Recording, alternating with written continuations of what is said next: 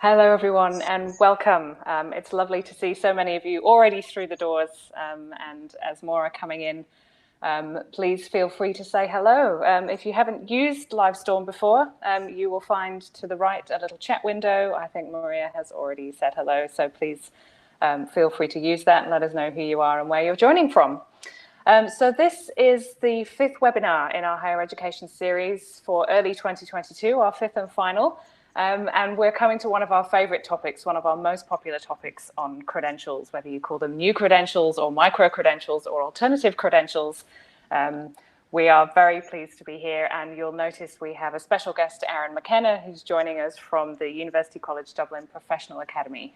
So those of you who are regulars at some of these webinars, this is a slight variation on what we might normally do with you. Aaron's going to be the centerpiece of our webinar today, and we'll be hearing from Aaron about a real working and successful example of alternative credentials and get the chance to hear a little bit more about kind of behind the scenes in a case study, what happens behind the shiny successful doors, what makes it happen, and what can we all learn from that process. So we're really excited to be here with you all today.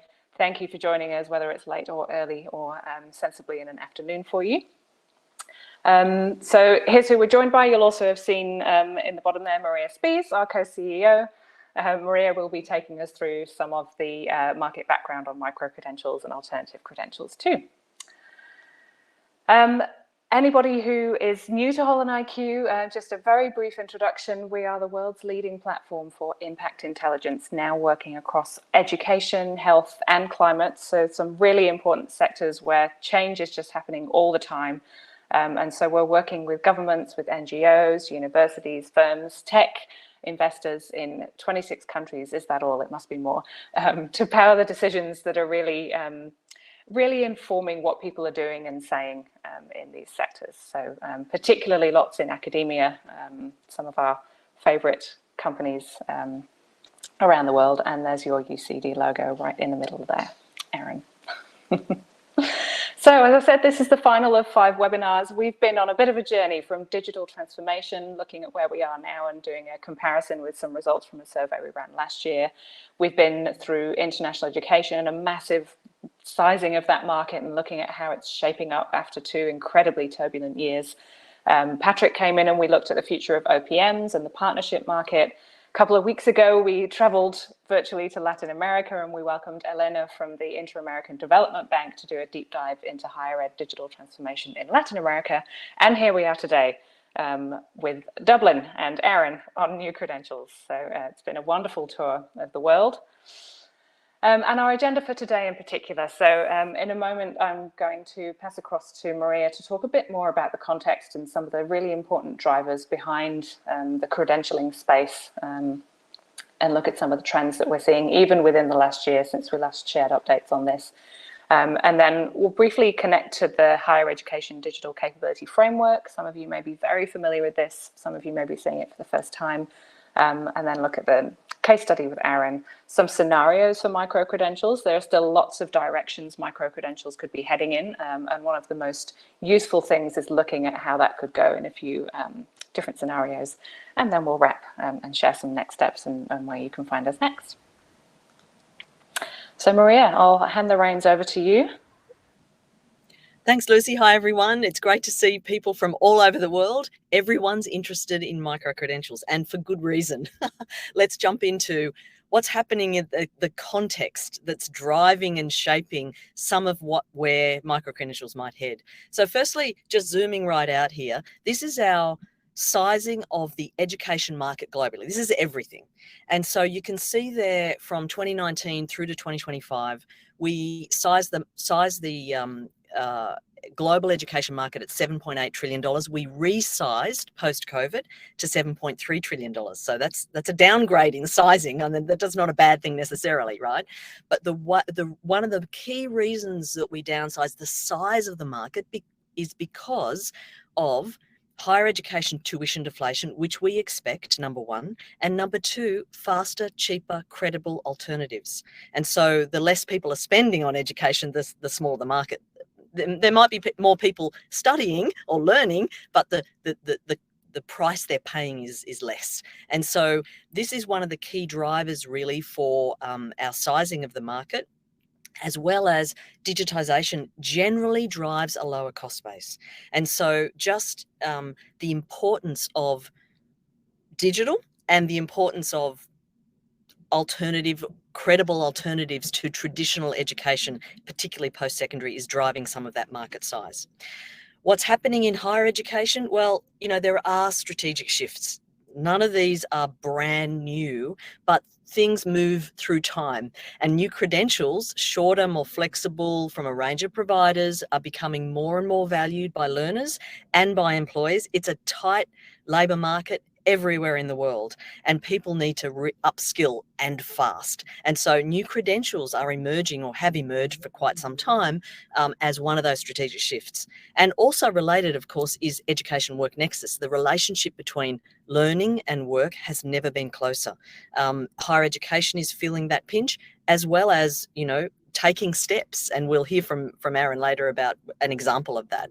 Borderless competition means that it's not universities necessarily competing with universities anymore, but universities competing with a whole host of other providers in a whole range of different countries as well. So definitely borderless competition in terms of sector and in terms of geography. And finally, another strategic shift impacting higher education is omni-channel learning, where traditional institutions are focused on and working through how to deliver online, blended and on campus all at the same time, even with the same student in the same semester. And so that's one of those strategic shifts that's occurring right now, particularly, of course, because of COVID. Moving forward just to the size of the post-secondary market, it's big, but look at the chart here, sort of says it all. Still, the post-secondary, that's formal education market, is a $2.2 trillion market. It's big. Compared with online degrees, this is a pre-COVID sizing, $36 billion, and alternative credentials, $10 billion. And so the size is still small, but whereas post-secondary education is growing, with such a big market, growing relatively slowly, alternative credentials and online degrees are growing quite rapidly. And so we're going to, as we keep going through time and resizing, we're going to see some changes there. Moving forward to micro and alternative credentials, of course, everyone probably on this call is pretty expert in these things, but when you can compare micro credentials or alternative credentials to traditional, what you see is an unbundling essentially of the component parts of associate degrees or bachelor's degrees or master's degrees or other more traditional bundled programs of learning that operate in formal sectors through to their component parts. Now, here is, what we're seeing here is examples of other non-traditional providers, you might say, of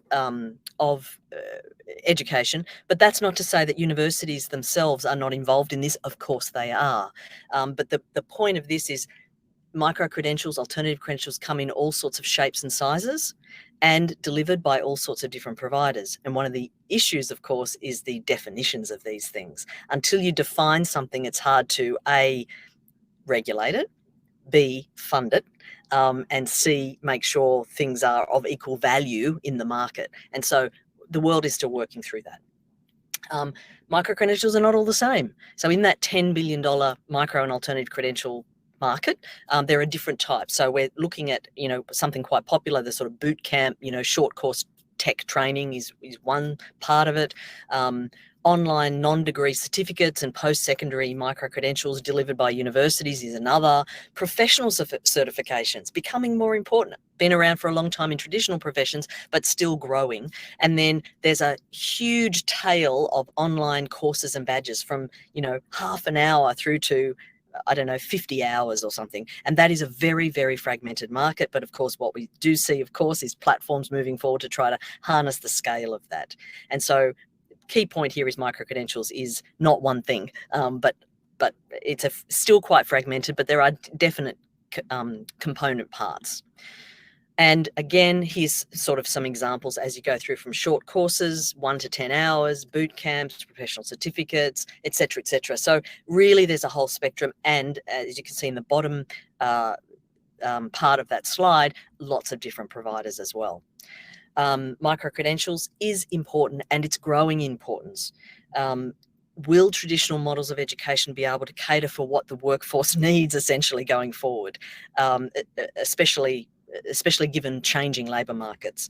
Micro-credential landscape is very big, it's complex, and it's also fragmented. But however, traditionally a lack of digital solutions for validation, recognition, storage, etc., does remain a barrier, but I want to talk about how that's changing. There aren't any 100% agreed standards for micro-credentials globally, like, for example, degree programs, but this is changing, and governments are making a difference and starting to build these things into qualifications frameworks, which will be a game changer, not only for traditional providers of education, but also for new potential new providers. And so what I call, what this point I call infrastructure for micro-credentials. It is building. So there is absolute demand for more granular cross-sector and cross-border recognition of knowledge and skills. This is not just in one country anymore, but really across countries, across regions, especially because of labour market movements, which is, digitally is growing. And so what we're seeing is examples such as, for example, in the USA, the Learning Credential Network. It's the US Department of Commerce American Workforce Policy Advisory Board, and this is a grouping of different elements, and they are developing a nationwide pilot to translate all education and training and work experience into a record of transferable skills. And so how will that be managed? Well, obviously blockchain technology. The American Council on Education has just finished a big blockchain challenge, and this is supporting institutions, organisations, workplaces to reorient the education and employment ecosystem around individuals. So the concept of ownership to individuals is one thing, and invited teams to do that. Have a look at that website and the results of that. Really interesting. It gives you a clue as to where things are heading. But not only in the US, of course, in the EU, has got a whole European approach to micro-credentials. They have absolute plans to apply a common EU definition to micro-credentials, build standards and key principles for the design and issuing and portability of micro-credentials. And they want to do this by 2025. And so this is not something at the edges anymore. And so, something to watch out for. Finally, the World Employment Confederation, the largest staffing firms, they're also partnering up to do some standardization. And a really great example is Singapore MySkills. And so this is, where every Singaporean from ages of 25 to 60 gets a $500 credit to use in their MySkills future, and they can undertake short courses, long courses, accredited, through the government for upskilling. And so this is a national platform. We're going to see more of that. I'd like to know from you, though, do you think micro-credentials will be integrated into most university offerings? There's a lot of people here are from the formal education sector.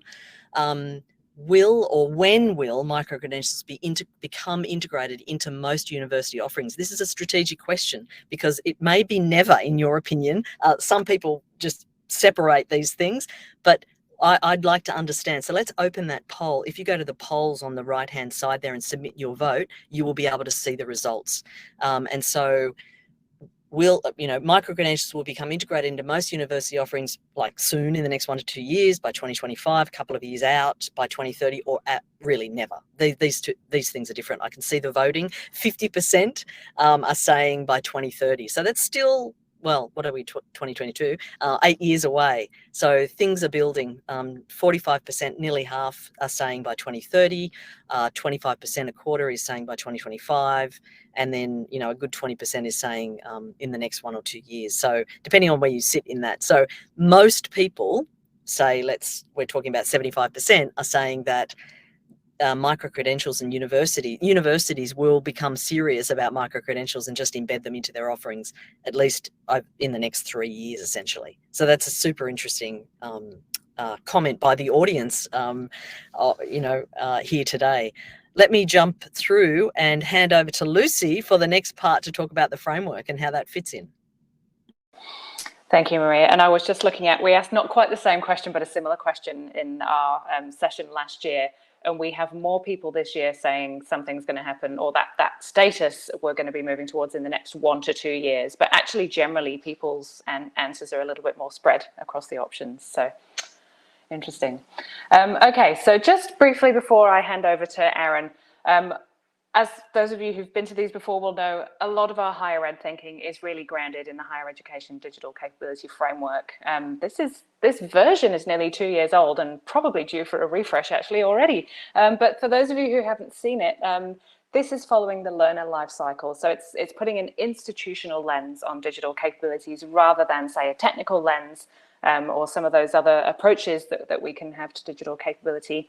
And it runs from left to right, from demand and discovery, which includes things like product strategy, marketing processes, student recruitment. This is the area that we're going to hear about from Aaron at the moment, through to learning design, curriculum design, subject matter expertise and teaching, over into the kind of the campus space, whether virtually or face-to-face, and looking at learner experience and digital capabilities around the social side and the learning side and the accreditation side. And then work and lifelong learning, and capturing some of those capabilities around work integrated learning, career planning and placement, and so on. So this has been our framework. And then each time we tackle a big topic, we try to have a look at which aspects of the framework are particularly relevant here. And I think Aaron's going to touch on how you think about applying frameworks like this when you're in strategic sessions and you're looking at something that's new for you. So one way to start is, for example, kind of graying out the boxes that may not be relevant to this conversation and leaving colored the ones that you think you need to talk about, or the ones that are strengths for you, or that kind of thing. So for micro-credentials, for example, if you kind of step back and squint, you'll see a lot of pink colored in. A lot of the capabilities around micro-credentials have been focusing on product strategy, what it means for you, for example, as a university, to have this new kind of parallel or integrated product. Also learning design, you'll notice the subject matter expertise vertical is kind of colored all the way through, and that's reflecting a little bit some of the nature of what's being taught in micro-credentials and what's being learned. Some very niche, very specialist areas, for example, where expertise may not traditionally have been in the university until this point. Learner experience is still a part of it, but it's a different lens on it to the university experience in other areas. And then work and lifelong learning, you'll see towards the edge of the framework, those capabilities that are about industry and business engagement, alumni and continuing education really come into focus in micro-credentials. So it's much better to hear about these things in practice. Before we do that, we will ask you to take part in one more poll, because this was one of our most interesting questions last year. Thinking about you and your institution, or if you're not in an institution, one that you know well, how would you describe the current status of micro-credential adoption where you are? Are you mature? Are you emerging? Is it non-existent? Or do you actually not know?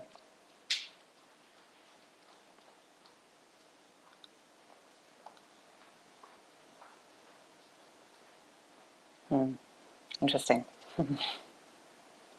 Okay, straight up there, emerging, getting close to 80%, 75%, which is bigger than last year, I can tell you. Yeah, interesting. Okay, so there's some stuff happening. I'd love to hear all the stories of what emerging means and what's actually happening in those spaces. But I think it's better that we hear from Aaron right now. So Aaron, I will hand over the controls to you. Thank you. And then, yeah, welcome. And great to be here, and thanks for the introduction and the great market overview. And I see some great comments about the state of the alternative and micro-credentialing market, and it is one that is maybe vexing a lot of higher education institutions, and it's one that we sort of looked at this going back 2.5 years ago now at University College Dublin. So we're Ireland's largest university, about 30,000 students enrolled, and we kind of looked at this and said, you know what, we know there's a market here, right? The strong and growing demand for upskilling, reskilling, micro-credentials. How would we meet that as a traditional higher education institute? How do we build a successful business in this space? And to be honest with you, I could talk for hours on it. This is a case study you can download from Holland IQ. But let me try and give you a few key insights from our side. So from our research, we found there's a real cut to the chase chase demand from learners in this segment, right? So what they want is applicable skills, they want them fast, and they want them delivered in a digestible format that works for them. A lot of stuff about frameworks and should it be for credit and not for credit and so on doesn't bother them the way it bothers us as higher education institutions. In fact, 2/3 of the people we've surveyed who've taken a course like this in the past either took a course that wasn't credit rated or, more worryingly, didn't know if it was credit rated. So these folks are looking for that kind of cut to the chase learning. And universities have the gold standard trust mark to take a significant market share here. I genuinely believe that. But we're not always great at adapting to new markets and methods. So here at UCD, we created an academy from the ground up. We built it ourselves. We didn't partner with an OPM or anything like that. We spoke to some OPMs who kind of said, look, smaller credentials, we don't make money on them. We need people to be stacking. We need them to be getting into degrees. And we said, okay, well, we disagree with that. But we said, look, we're going to build a unit, give it, make it independent, but give it rigorous academic oversight from our partner schools and colleges. Our courses do overlap on subject with our existing offerings. So one of the big questions is, are micro-credentials going to eat my lunch? But actually, fundamentally, the student who's going to take a $20,000 course is very different to the student who's going to take a $2,000 course.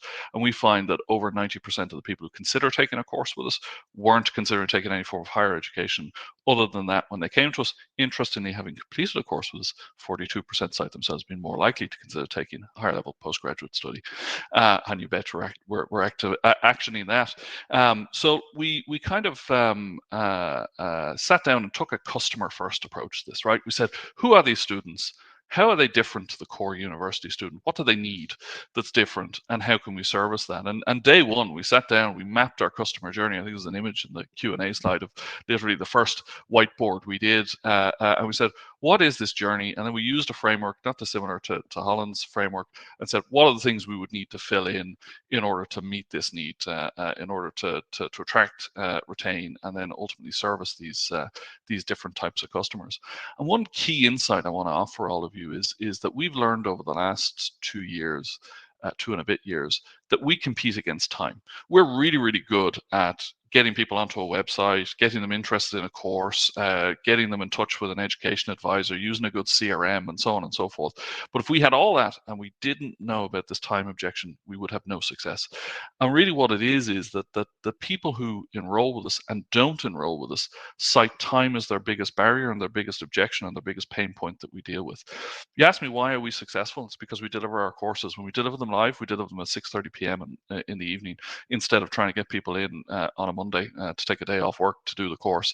We're really practical about that sort of thing. But actually, I speak to a lot of universities who are kind of emerging into this space, and they're trying to wedge this type of teaching into their existing timetable. So I was speaking to a peer university here in Ireland.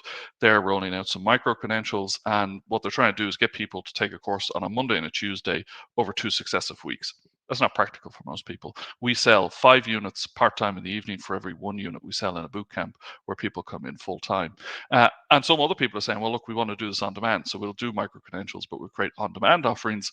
But actually, we find only less than 1 in 3 of our customers want an on-demand offering. So it's a huge segment of the market that we're missing out on. So probably what we've been really successful at is taking a customer-first approach, building our processes to suit this different type of student, this different type of learner, and indeed corporates. About half of them are sponsored by their employers in many cases, and really go to where they are. And I have to say, universities are not naturally great at that.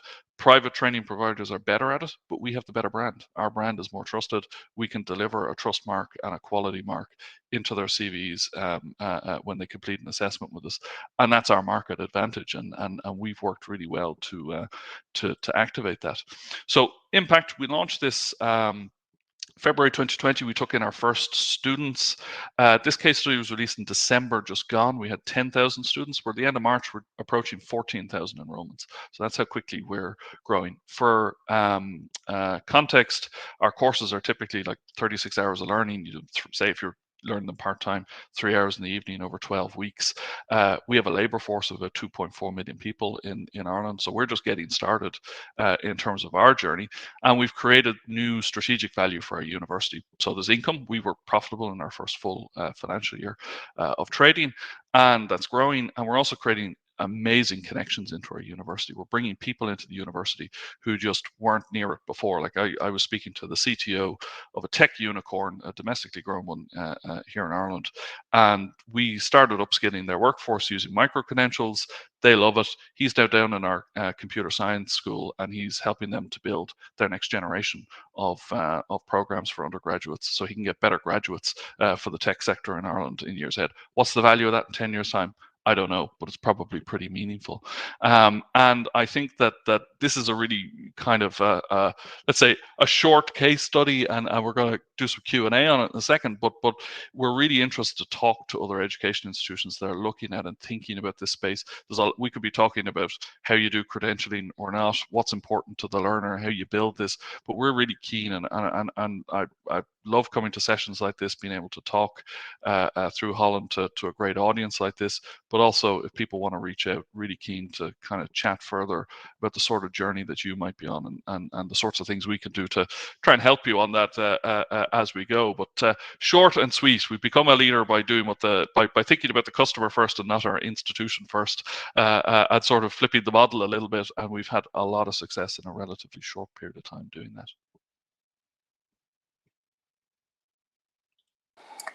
Wonderful, thank you. And here is the photo that you shared from your very first day. If you want to build a multi-million-dollar business in 2 years, start with a whiteboard and put 6 points on it. That's where the business started, day one. Literally, what's the student journey? And I think it's 5 major points. And from there, map it to a framework. What do we do at each of these stages? How do we drive a really great customer experience? And then you combine that with a strong university brand. Bob's your uncle. Yeah, wonderful. I can see that the chat, I'm getting flashbacks to our micro-credentials webinar last year, which had a chat that took hours to read through afterwards, and it's very busy and wonderful. But some of the questions that I know I've heard a lot around your case study are kind of can you share a bit more about behind the scenes, like the responses and the reactions at the university to an initiative like this? And, that speaks to a bigger question of how does a traditional university adapt and evolve in this space? With great cultural difficulty. To be quite genuine and honest about it, the Professional Academy, when we launched it, attracted a lot of what's this going to be now? Are we going to become a micro-credential mill, or are we going to deliver high quality here? And actually, 2 years in, I had a member of our university management team comment that we are held to higher standards in terms of how we do CPD than some of our traditional school peers, and rightly so, because we're operating in a new space. Biggest questions probably surround, okay, are you doing this to the level of quality that we would expect, and can you demonstrate that to us? Are you going to cannibalize our business? And I think we've been able to show that actually, no, this is a different market. The person taking this type of a course is different to the person who rocks up, who maybe wants to take a degree, or maybe wants to take a postgraduate course of study. And what they're looking for is short, sharp, applicable skills. Something like data analytics, HR, project management, get me going, get me a promotion, get me help me solve a problem that's existing in my job right now today. And I care less about the framework, and so that's the thing you guys care about a lot. I'm going to take you at your word that you're delivering high quality because you're a university, and we do. But I think that certainly, I think that as frameworks evolve over the next couple of years, it'll be helpful to get everybody comfortable with doing this as universities, but I wouldn't wait around for it, because the market is there today. We are going through an industrial sized revolution in terms of the technological revolution, and the changes in the workforce are massive, and there is a massive market there for universities. And as I say, it's not just about we're impacting on people's lives, we are delivering income into the university, and we're delivering strategic value. And some of my colleagues who might have been skeptical about this, when they start to see postgraduate students flowing into them, or they start to see CTOs of unicorns coming down to them, they start saying, okay, this is interesting, let's work with this, let's do more with this. Aaron, can I jump in? There's just a couple of great questions in the channel that I wanted to flow through to you. One is from Beth. Thanks, Beth. What is your price point? What program topics are you offering to create such immediate demand? I mean, who doesn't want to go from 0 to 13,000 enrollments in micro-credentials? And what types of marketing tactics were most successful? So that's one. And another one, which I think is really great, is have you had to answer the career placement post-learner credential question, i.e., do you have to promise people jobs, I guess, Sure. in shorthand? Maybe you could answer some of those. I'll take the second one first. So in terms of career placements, no, we haven't, except in one case where we have some government-funded work, represents about 3% of our revenue, which is a labor force activation program. We actually outsource then to a third party who handles that piece. I'm a fundamental believer that workplace placements are slightly different unless you're a really specialized provider, unless you're doing like coding boot camps or something like that.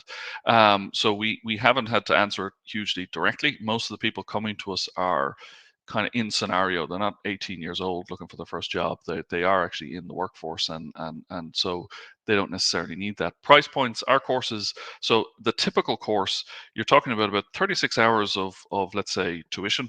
You're talking about, we're in euros, so 1,500 euros, so sub $2,000 in terms of tuition. And in terms of marketing and so on, I suppose we've started out direct to consumer. So we were advertising through Google and Facebook and all these different channels, bringing people to a website, getting them signed up as leads, using a good CRM, contacting them really, really quickly, and giving them a good consultation really quickly. These people are time poor.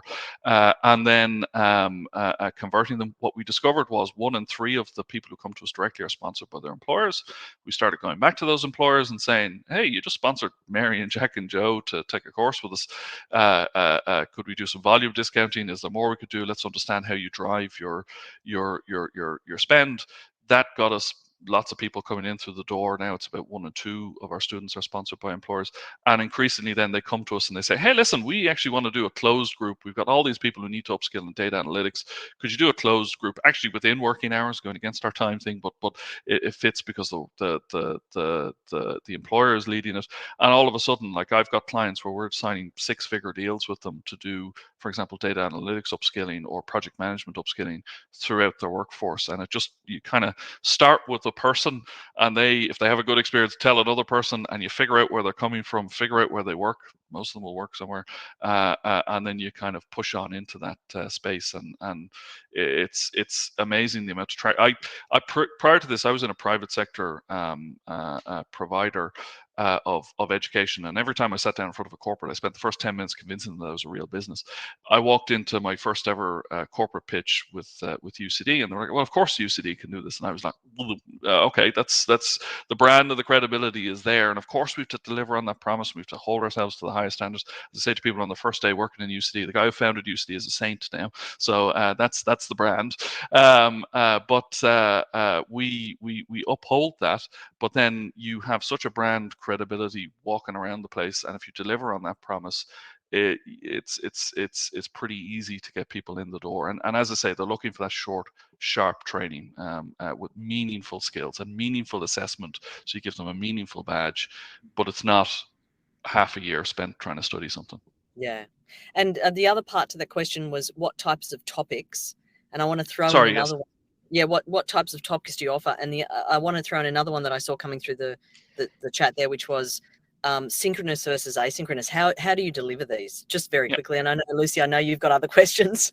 Sure. So in terms of topics, we currently have 40 courses. We have another 30 in the pipeline. So everything from project management, leadership management, there are 2 most popular products: data analytics, graphic design, digital marketing, HR, all the way down to supply chain management. We have stuff coming up on even more basic stuff like, kind of everyday data analytics. So let's get out of R and Python and coding, and let's get into how do you make data analytics sing through Excel, things like that. Very practical skills that people need in their day-to-day. Synchronous versus asynchronous. So about 28% of our market wants to learn purely on demand. They want to do it in their own time. About 20% want purely classroom, and everybody else wants something in the middle. They want some variation of, I want a bit of classroom and live online. The vast majority of our students are live online because when we launched in February 2020, something happened in March and we had to all abandon our classrooms very quickly, and we went online. So most of our growth came through live online, but we fully expect to be operating in classroom, have people live online, have people learning on demand, have people so people who are learning live online now get the benefit in some of our on-demand products of what we create there, the shelfware that we're effectively creating there. And it's super interesting as we go forward. I imagine we're constantly looking to innovate in terms of how we do the delivery. Interestingly, for those of you who are interested in geographic differences, so we're in Ireland. Ireland's a relatively small country. It costs me, so Dublin is the capital, it's in the east of the country. It costs me 20% more to acquire a direct customer in the south west of the country, down in like Limerick and Cork and all that type of area, than in Dublin, because those people would rather be studying with University College Cork, not University College Dublin. And so there's a really interesting space here for I think the geographical hometown advantage thing actually works in this space. Wonderful. Thank you, Maria, for feeding those through. And those did actually mirror some of the questions we were going to cover, so that was really useful. I think there are more questions, but some of them, I recommend you actually go and look at the UCD Professional Academy site, because you can answer a lot of those questions about what's offered and how they're accredited and those kind of things through looking at that.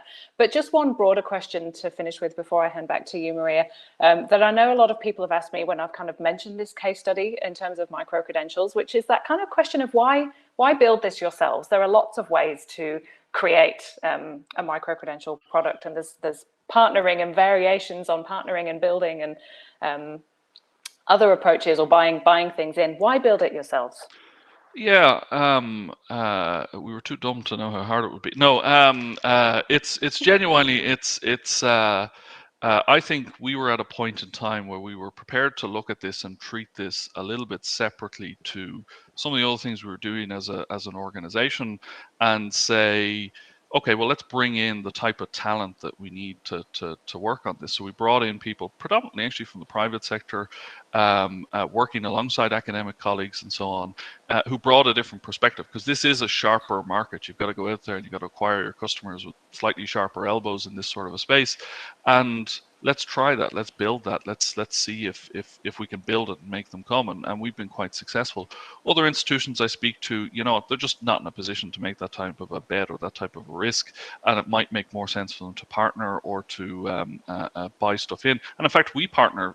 So we partner at a content level. When we do a data analytics course, we work with a great company called DataCamp, who have got a great platform for data analytics, and we work with them. And we've worked with a company, my old company, the Digital Marketing Institute, who have great digital marketing accreditation, so external accreditation.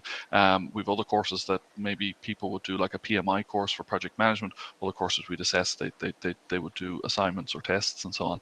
And so we do work with industry bodies. We work with other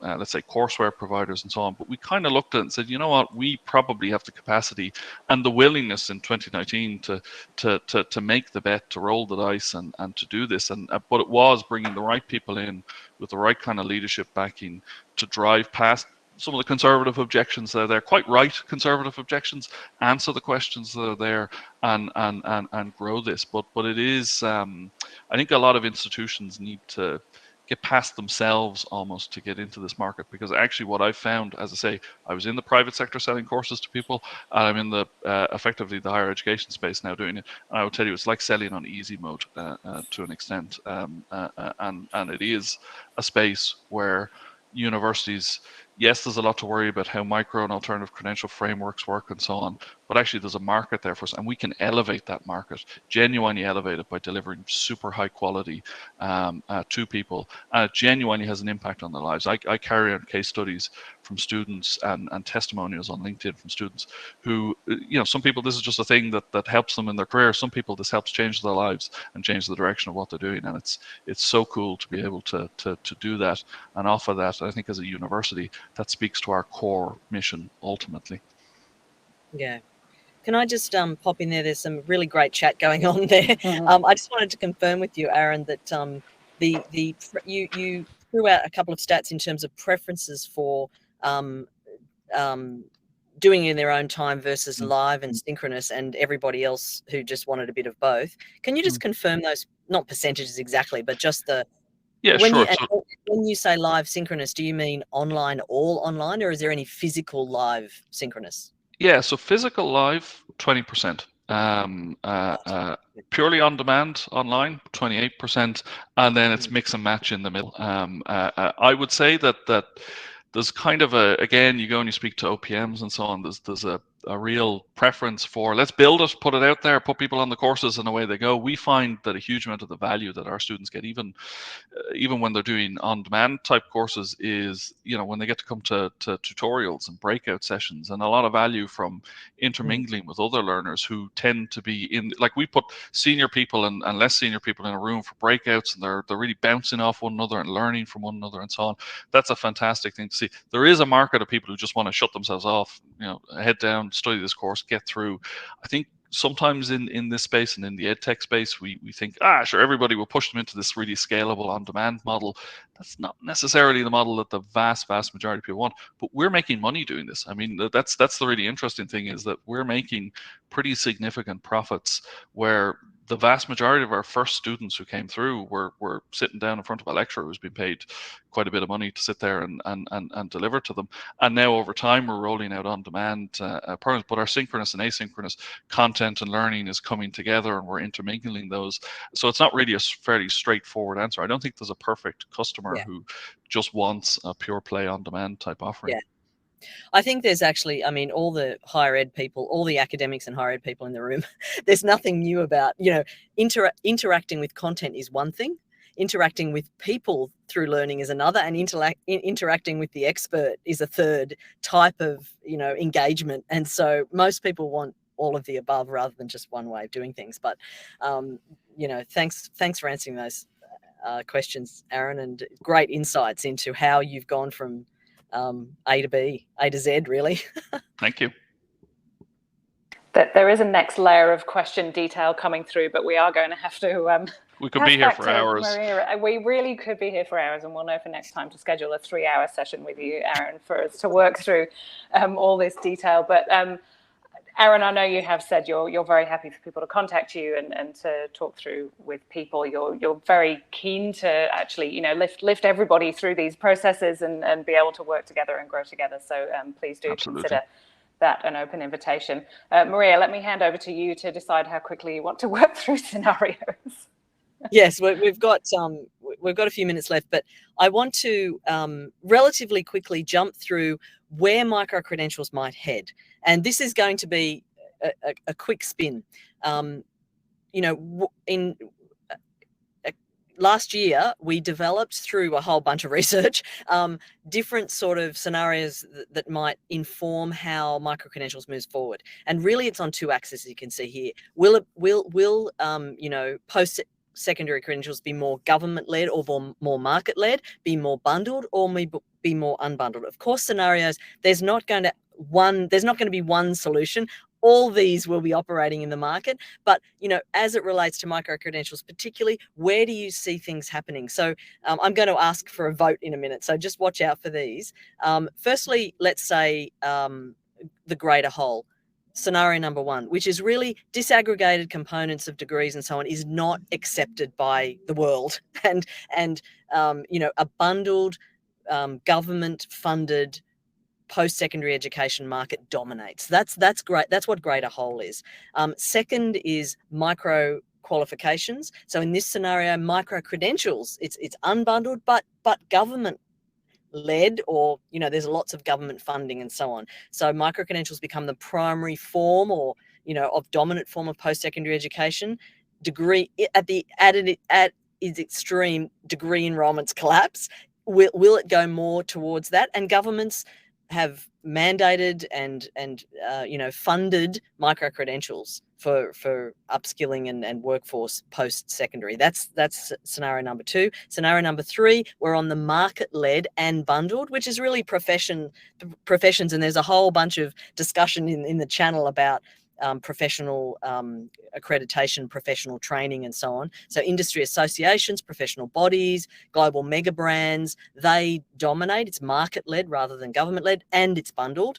And the fourth scenario is a real marketplace, which is unbundled and market-led. In this scenario, micro-credentials have matured to a point where it's just a dominant sort of set of formats are established, they're understood, they're accepted, it's a marketplace, and probably blockchain is right in there and helping to make sure everyone understands and can credentials are portable and all that sort of thing. So Greater Whole, let me jump through to Greater Whole, micro credentials, micro qualifications, professions rule, or marketplace. So which post-secondary credential scenario of those is most likely? Where would you place your bets, knowing of course that scenarios there'll be more than one operating? If you'd like to submit your vote, we'll have a quick look at what that might be. Let me just jump back to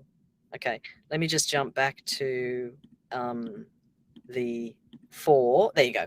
So Greater Whole, government-led, bundled, or bundled and market-led, or unbundled and government micro-credentials, and unbundled and market-led, which is marketplace. So at the moment, 50% are saying, look, it's going to be a marketplace, which is unbundled and market-led. Professions rule is a third.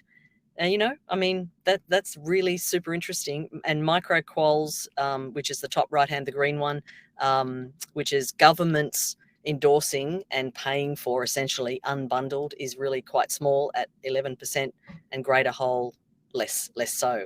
And so, Lucy, how does that compare with our results from last year?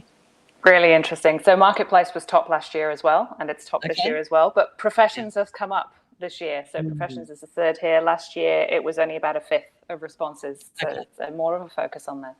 Yeah, great. All right. So we have some as I said, all these scenarios will probably be in place, but it's really interesting to see where people are seeing the future heading. Let me just flick through these again and jump through, Lucy, to jump in with next steps. Yeah, wonderful. Thank you so much. I'm not going to linger on these. We will send you an email with lots of resources and things that you can look at more deeply in this. We're always happy to talk about the framework. We do come back to our frameworks and rework them with lots of input. So please do keep sharing how you're using them. We've heard such good things about where you're using them in workshops to really spark people's thinking, and you're splitting them up. And somebody asked me if I can put one on a Miro board the other day. So please use this as a catalyst for discussion. It's not set in stone. It's absolutely meant to make people argue and tear their hair out and get more focused on what capabilities you want to be talking about here. So there's the framework. Case studies, I believe we've shared a link to the case studies as well. We are always happy to hear, could you be on this webinar next year, whether it's micro-credentials or something else? Please let us know and we can talk through that with you. Global Higher Education Network, we would love to have you participate in this. There's good reasons to be in that, because not just this, we're running summits later this year. Where you'll find us next week, Maria is already in the US, San Diego, 4th to 6th of April, early next week. So please come and find us if you're at that huge conference. And then also Patrick will be in Boston with a Times Higher Ed conference looking at digital capabilities in higher education again there. And then, yes, we are super excited to be coming to a city, hopefully somewhere near you in the last few months of this year. So we encourage you to come and look at what's on and come join us face to face. We really can't wait to see you face to face. It's going to be wonderful. Any last words from you, Aaron or Maria? We could go on all evening. We really could. Thank you very much. Really appreciate it. And I have to say, this is not a plug, but genuinely, Holland IQ and the research that you guys produce has been a real guide for us in terms of what we've been doing all along here. So thank you very much. It's nice to be able to give back a little bit of one of these.